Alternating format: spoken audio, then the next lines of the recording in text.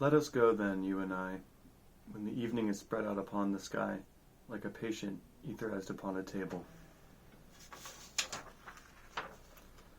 Let us go through certain half-deserted streets, the muttering retreats of restless nights in one-night cheap hotels, and sawdust restaurants with oyster shells, streets that follow like a tedious argument of insidious intent, to lead you to an overwhelming question.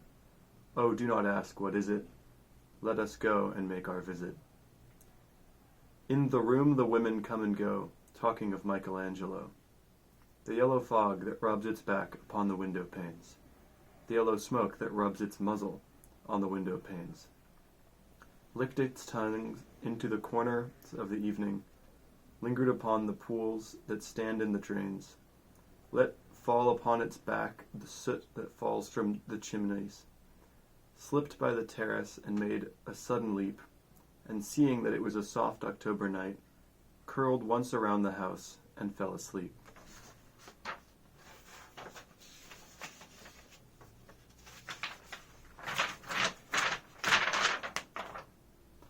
And indeed there will be time for the yellow smoke that slides along the street, rubbing its back upon the window panes.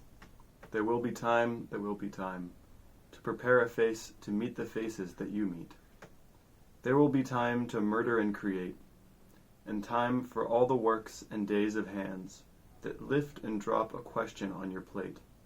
Time for you and time for me, and time yet for 100 indecisions and 100 visions and revisions before the taking of a toast and tea.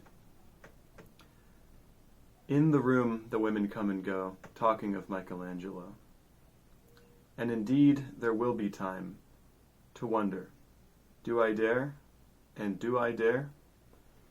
Time to turn back and descend the stair, with a bald spot in the middle of my hair. They will say, how his hair is growing thin. My morning coat, my collar mounting firmly to the chin, my necktie rich and modest, but asserted by a simple pin. They will say, but how his arms and legs are thin. Do I dare disturb the universe? In a minute there is time for decisions and revisions which a minute will reverse. For I have known them already, known them all. Have known the evenings, mornings, afternoons. I have measured out my life with coffee spoons. I know the voices dying with a dying fall, beneath the music from a farther room. So how should I presume? And I have known the eyes already, known them all. The eyes that fix you in a formulated phrase. And when I am formulated, sprawling on a pin. When I am pinned and wriggling on the wall. Then how should I begin?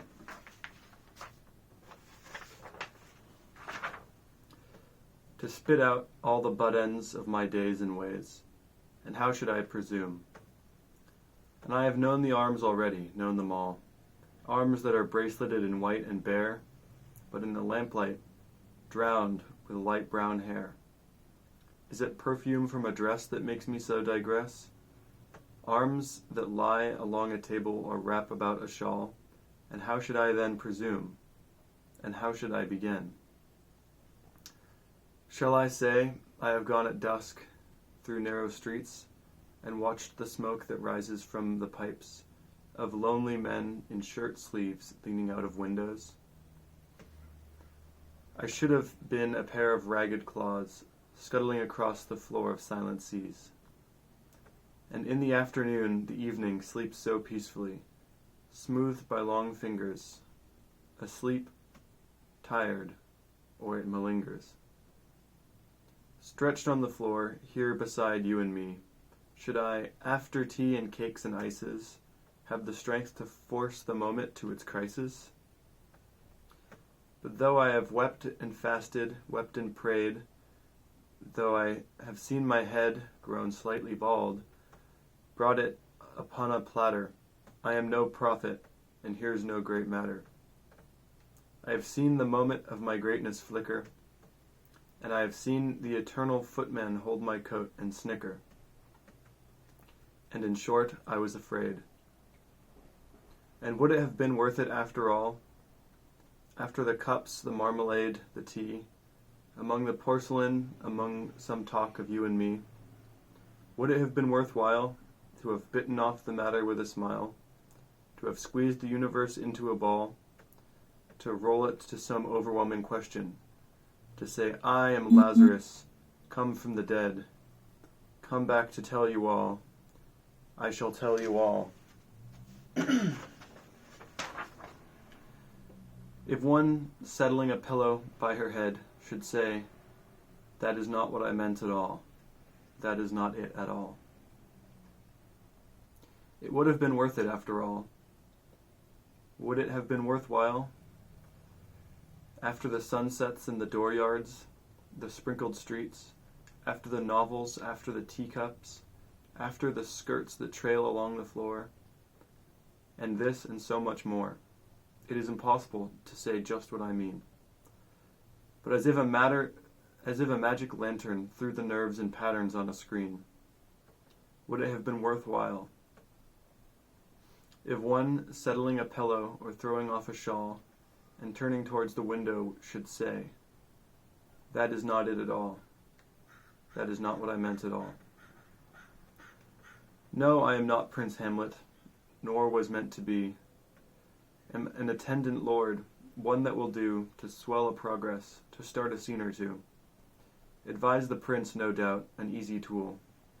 Differential, glad to be of use. Politic, cautious, meticulous. Full of high sentence, but a bit obtuse. At times, indeed, almost ridiculous. Almost, at times, the fool.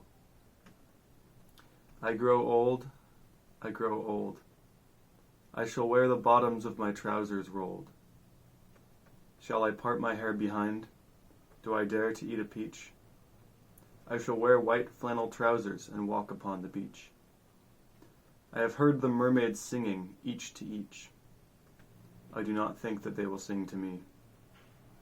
I have seen them riding seaward on the waves, combing the white hair of the waves bone black.